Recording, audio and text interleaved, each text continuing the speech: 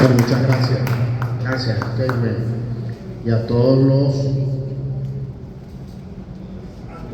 maestros ordenatistas, Luis Beltrán Prieto Figueroa, por la invitación. Le dijo Keywell el día de ayer, al mediodía, y en la noche fue que le dije, le manifesté, voy a tratar de improvisar sobre este tema que es muy importante para la sociedad venezolana, porque el día de ayer pues no me dio tiempo de preparar, y desde hoy estoy temprano en la calle, trabajando para nuestra patria, para nuestra revolución, trabajando para la vida, para la historia, en conjunto con ese pueblo docente, ese pueblo legislador que requiere de un Estado que esté profundamente formado para lograr los objetivos que nos hemos planteado, que es de tener una república al servicio de los republicanos y republicanas, una ciudad al servicio de los ciudadanos y ciudadanas. Eso lo expresaba el profesor Aristóbulo Turi, citando al maestro Simón Rodríguez. Ahora bien, el Estado docente es una propuesta que por supuesto la hace nuestro profesor Luis Beltrán Prieto Figueroa. Nuestro profesor Luis Beltrán Prieto Figueroa, un hombre a seguir, con varios textos importantes, entre ellos el Estado docente, el maestro como líder, la magia de los libros. Establecía el profesor Luis Beltrán Prieto Figueroa en algunos de los extractos de ese libro, La magia de los libros, donde especificaba que no hay texto o libro malo, porque aunque tú consideres que el libro sea malo, dentro de ese libro hay algo que tú no sabes que tienes que aprender. Quiere decir que la lectura es necesaria para la formación del ser humano, es sumamente necesaria, y también creo que es uno de los más completos. Principios generales de la educación. Y creo que Mayeli, tú tienes el libro allí, Principios Generales de la Educación. En ese libro establece, creo que en la página 64, 65, cómo estaba el modelo económico en la Cuarta República. Y en ese libro explicaba, por ejemplo, este libro, Principios Generales de la Educación, en un congreso de postsecundaria de 1978, último año del primer periodo presidencial de Carlos Andrés Pérez, y explicaba que había grandes niveles de desnutrición en menores de 15 años, según una encuesta que se hizo en todo el territorio nacional. Y aparte de esa explicación, decía que en ciudades como el Tigre esos niveles de nutrición llegaban a un 71%. Y aparte de eso, explicaba que en Barquisimeto y en Yaracuy pasaban sobre el 60%. Y más adelante explicaba las causas. Y entre las causas que explicaba que el salario era muy bajo. Nosotros tenemos que decir que con el comandante Chávez recuperamos el salario y lo convertimos en uno de los salarios más fuertes, no solamente de América Latina y el Caribe, sino del mundo. Y producto de un bloqueo, de una guerra económica que mutó a un bloqueo económico, comercial y financiero que se agudizó con la pandemia de la COVID-19, pues sencillamente nuestro salario fue perdiendo poder, y el poder adquisitivo de nuestro pueblo fue mermado a partir del 2016 por fenómenos o elementos causados o traídos a la República producto de políticas que vienen o que provienen de los Estados Unidos de Norteamérica, de las transnacionales, y que eran aplicadas por algunos sectores de la sociedad venezolana, por algunos de los sectores de las oposiciones que no entienden que para tener un Estado fuerte se requiere del concurso, de los modestos esfuerzos de todos los venezolanos y venezolanas. Entonces, en ese sentido, explicaba el profesor Luis Beltrán Prieto Figueroa, en este libro que lo escribió por primera vez en 1984, que en ese congreso de posecundaria una de las causas era el salario muy bajo, otro, pocas fórmulas lácteas para los menores e infantes menores de 5 años, el calcio de la leche materna no tenían los componentes necesarios, y explicaba sobre un alto nivel de analfabetismo. Quiere decir que ella planteaba la posibilidad de ir al Estado docente, cosa que logró nuestro comandante Chávez al entender que nuestro pueblo podía ser facilitador de las políticas educativas de la patria, y entendió y comprendió que teníamos que saltar del Estado a buscar nuevas formas de organización educativa en la República Bolivariana de Venezuela. Y con asesoría en esos convenios internacionales o bilaterales, específicamente con la República de Cuba, nacieron las misiones.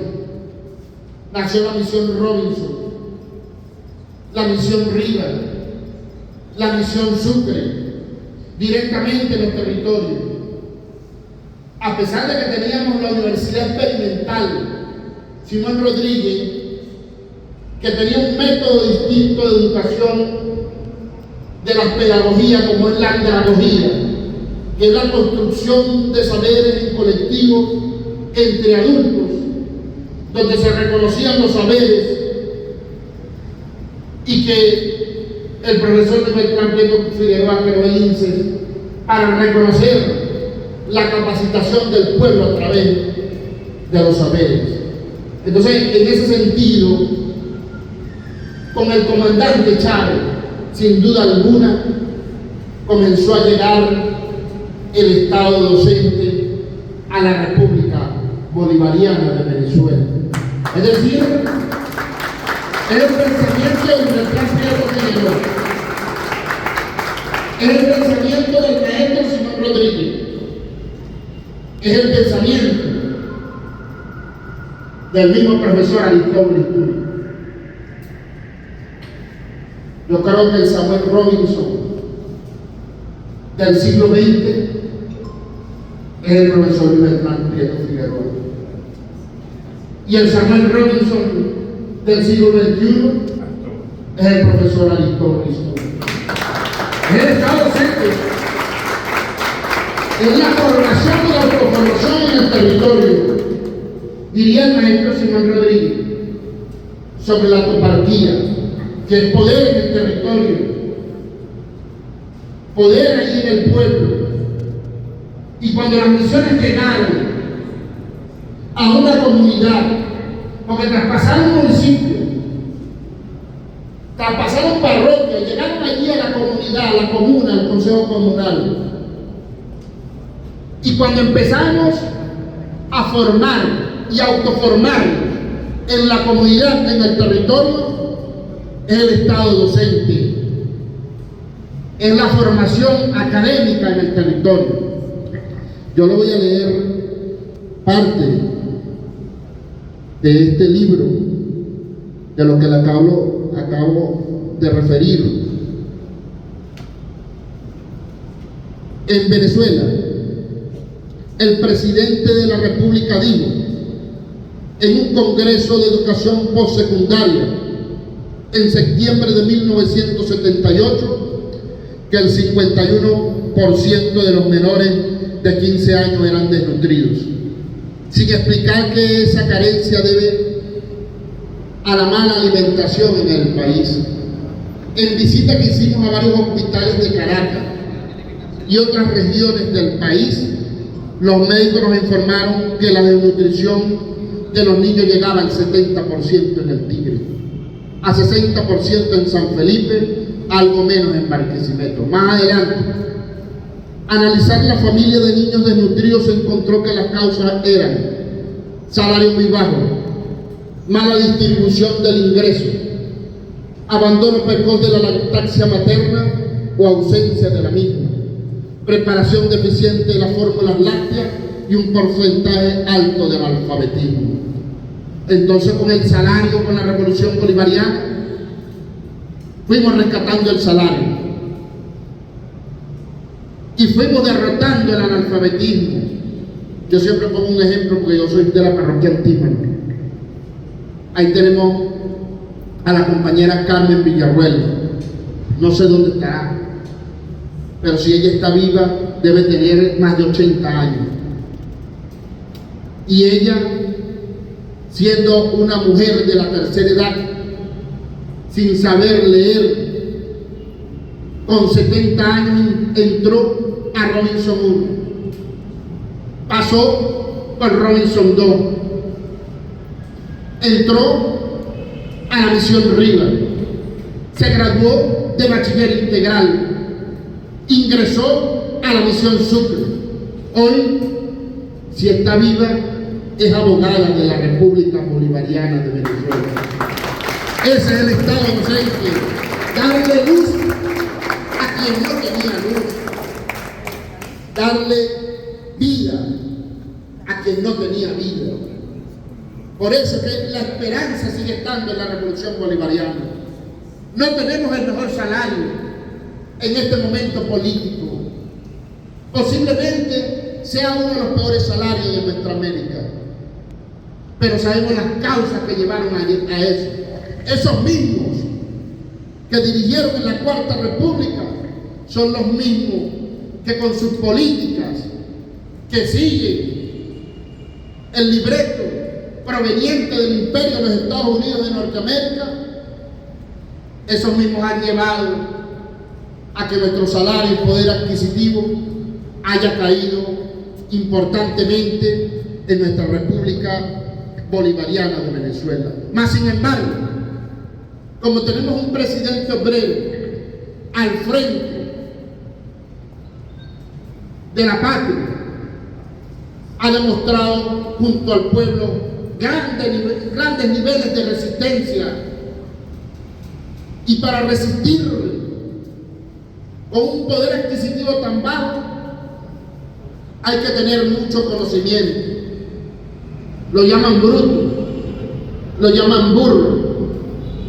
Ajá, pero ¿cómo hace nuestro presidente obrero para resistir en un ataque bestial, macabro, que atentan contra el poder adquisitivo de los trabajadores y trabajadoras, y que hoy, en franca recuperación económica, tenemos algunos elementos de la protección al salario?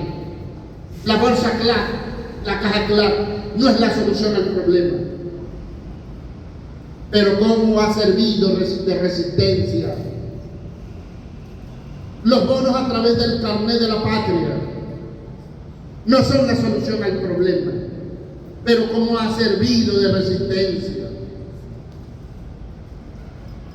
Los bonos de guerra para los trabajadores y trabajadoras de la administración pública no son la solución al problema, pero este último año ha servido de resistencia y ha empezado a mejorar la calidad de vida nuevamente, después que pasamos la guerra económica, que mutó a un bloqueo económico, comercial y financiero, donde aplicaron más de 950 sanciones. Ellos le llaman sanciones contra el pueblo, para tratar de salir del gobierno. Algunos lo llaman sanciones, otros lo llaman medidas coercitivas, unilaterales y coercitivas. Y yo creo en lo que dijo el embajador de Cuba, Dagoberto Rodríguez Barrera. Es una declaración de guerra contra el pueblo para tratar de salir del gobierno. Y a las declaraciones de guerra se le da el trato que corresponde como declaraciones de guerra. Hay que tomar medidas y acciones, y se han venido tomando medidas y acciones del gobierno nacional para tratar de rescatar el salario y para tratar de dignificar la política en la República Bolivariana de Venezuela. Eso es nuestro presidente Nicolás Maduro Moro.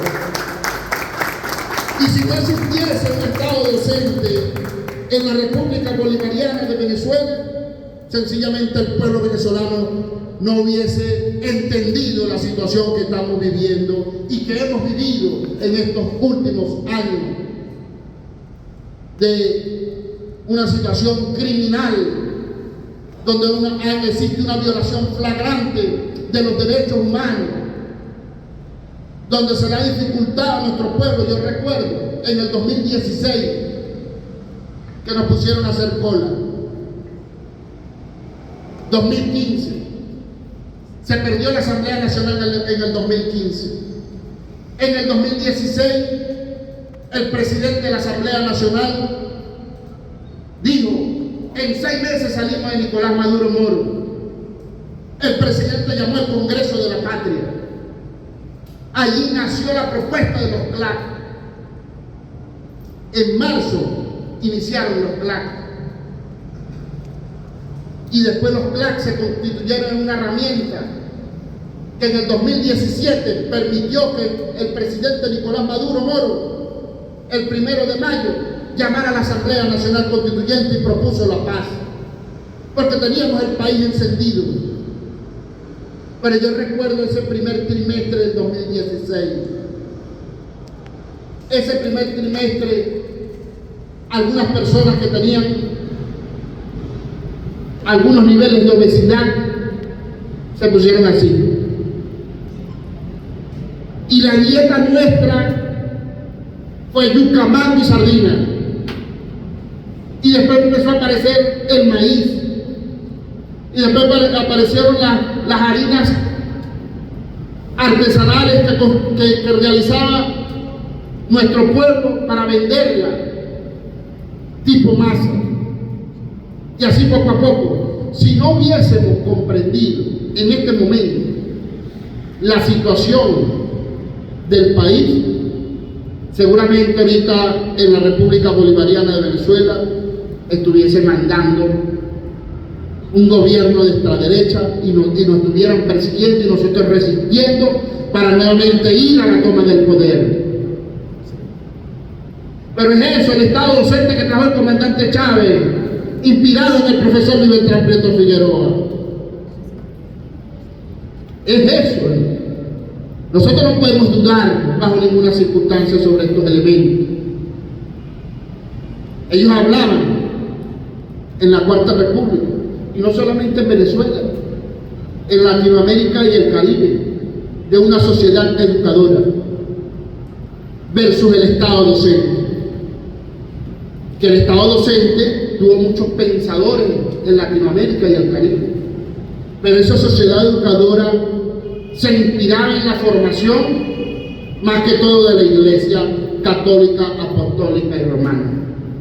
No tenemos nada en contra de la Iglesia, pero no puede ser que una institución de una nación religiosa dirija el destino educativo de una sociedad.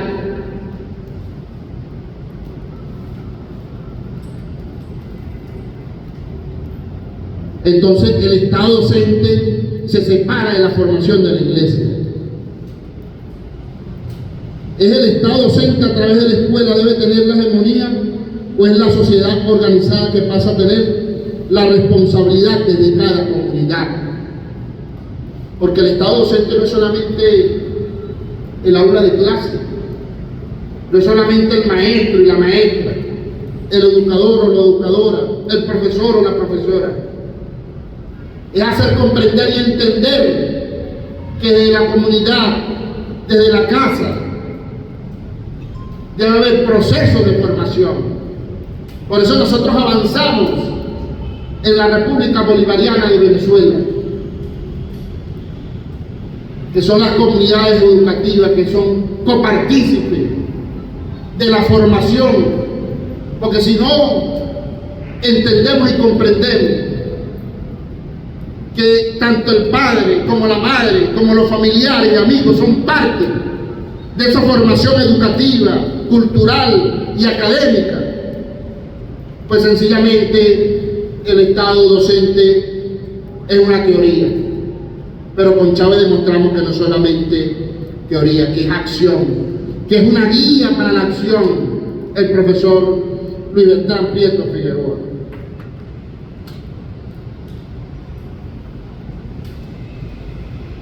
Y entonces, 3 tareas importantes tiene el Estado docente. Formar al hombre en su capacidad física y moral. La ética y la moral son necesarias para empezar a formar los niños de la escuela, que crezcan con ética y moral. Pero no hacemos que el maestro o la maestra dicte sus cátedras de ética y moral en el salón de clase y resulta que la cultura de la casa o del convencionalismo social o de la comunidad sobrepase por encima de la educación. Por eso el Estado docente no es solamente el aula de clase. Por eso es necesario que los maestros y maestras urbanetistas, Luis Bertrán Prieto Figueroa, no solamente nos quedemos en este congreso, ni solamente en las aulas de clase, ni solamente reunirnos como gremio, sino que tenemos que ir allí, al territorio, a lo que nos dijo Simón Rodríguez, la copartía que es el poder del territorio, es el poder del pueblo. Simón Rodríguez hablaba de la copartía cuando Chávez hablaba de la nueva geometría del poder, que es a través de la comuna y de los consejos comunales. En el tema económico, donde se debe desarrollar el desarrollo endógeno, que es el crecimiento económico de abajo hacia arriba, pero no hacemos nada con la teoría.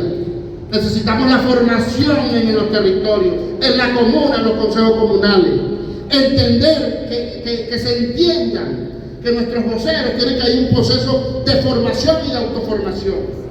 Y los educadores de la patria que creemos en el Estado docente tenemos la necesidad de ir y hacer comprender que esos voceros y voceras entiendan en el territorio y que ellos hagan entender a las familiares para que en realidad comience a cambiar desde adentro hacia afuera la realidad. Por eso es que el Estado docente juega un papel fundamental en la transformación de la patria que queremos.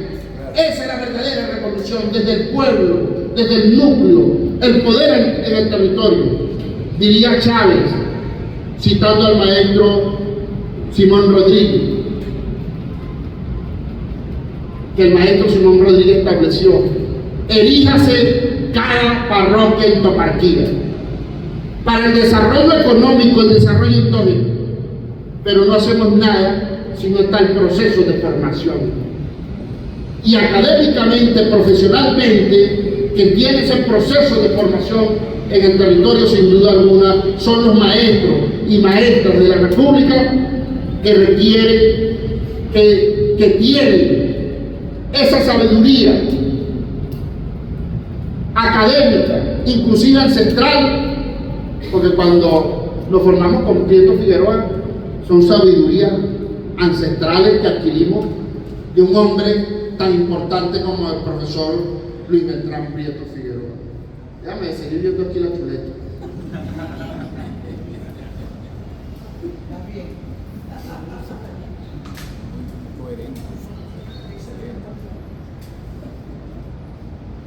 la estructura filosófica a la Constitución de la República Bolivariana de Venezuela, por supuesto.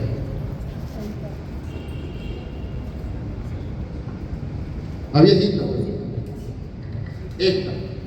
esta Constitución de la República Bolivariana de Venezuela establece principios fundamentales. De ahí sale la ley.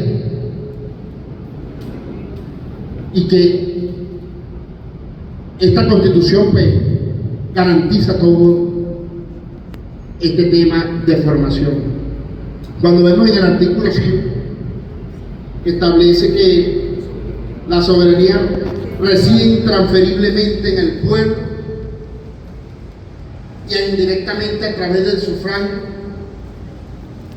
Cuando vemos el preámbulo de la Constitución que habla de la democracia participativa y protagónica, que es la democracia directa, que tiene que ver con el poder en el territorio, nosotros decimos, estamos formando nuestro pueblo a través del Estado docente. Y el artículo 3, fines del Estado, muy importante, y se reviste prácticamente la ideología política y pedagógica de Luis Alberto Figueroa.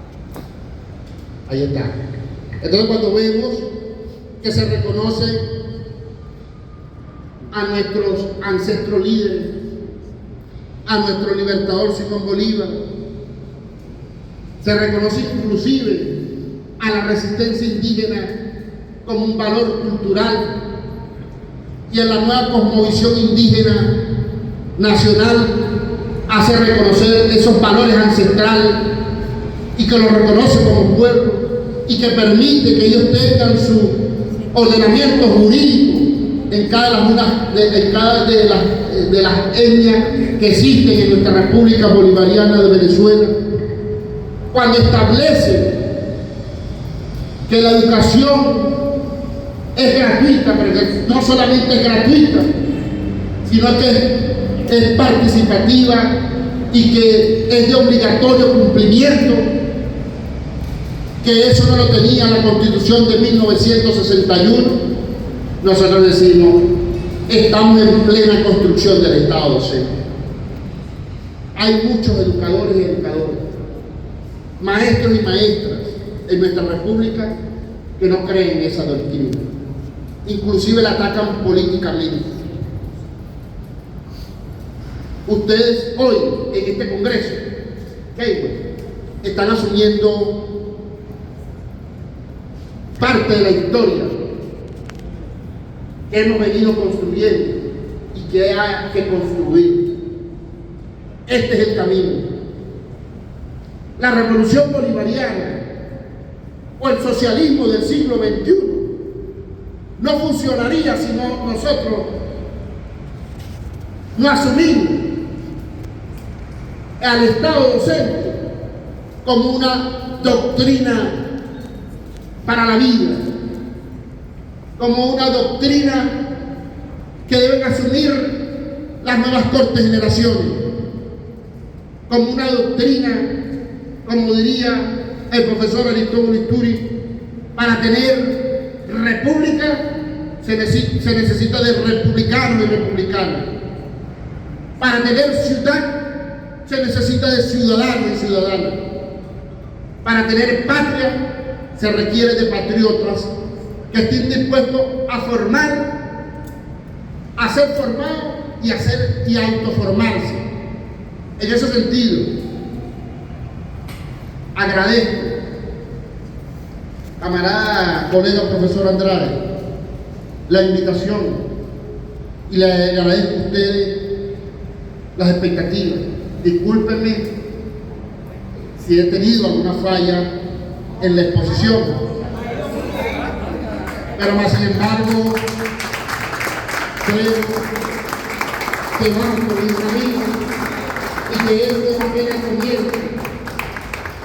Los maestros y maestras urdanetistas, Luis Alberto Figueroa, van a seguir creciendo como el agua, como el viento, porque están acompañando al profesor Luis Alberto Figueroa donde esté, porque comprenden al maestro Simón Rodríguez, porque Bolívar, porque acompañan al comandante Chávez. Y ellos desde acompañan a este movimiento que está trayendo la luz a la República Bolivariana de Venezuela. Querido profesor Alejandro Figueroa, querido maestro Alejandro Isturi, querido comandante Chávez, querido Nicolás Maduro, querido el Estado docente. Gracias, hermano y hermana. Hasta donde siempre.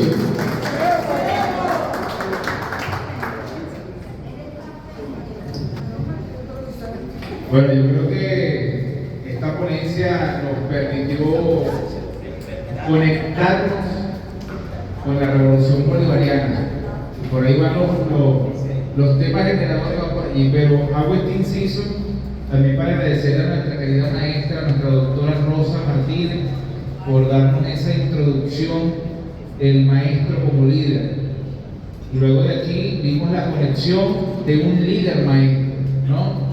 Entonces yo creo que esta formación nos ha permitido entender los grandes desafíos que nos corresponden en la educación. Pero antes de continuar, quiero en nombre del movimiento de maestros y maestras urdanetistas entregarles un obsequio, un presente a nuestro querido hermano Jimmy Udine.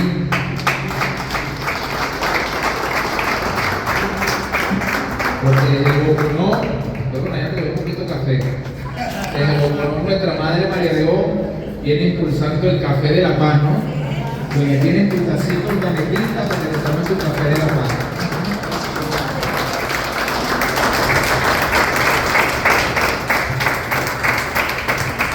Bueno, mientras continuamos con nuestra profesora Fanny,